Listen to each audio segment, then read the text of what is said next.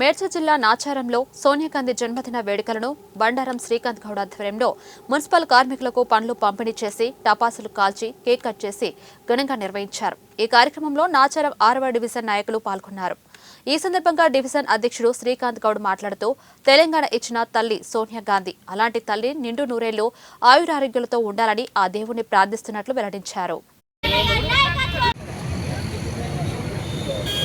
అన్నా మళ్ళా ఒకసారి స్లోగన్ రాజన్న స్లోగన్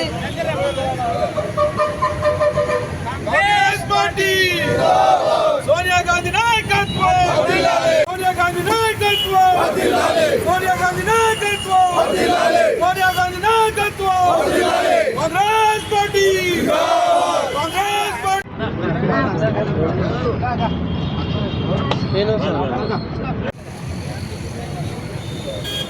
అన్నా మళ్ళా ఒకసారి స్లోగన్ రాజన్న స్లోగన్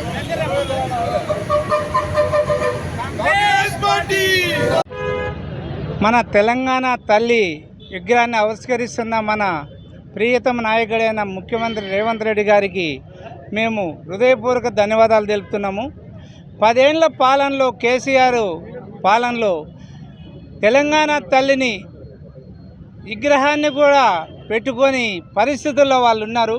మనం వచ్చిన ఏడాది కాలంలోనే మనం ఇచ్చిన తెలంగాణకు గుర్తుండాలని మా ప్రీతమ నాయకుడు ముఖ్యమంత్రి రేవంత్ రెడ్డి అన్న గారు ఈరోజు తెలంగాణ తల్లిని ఆవిష్కరించడం జరిగింది.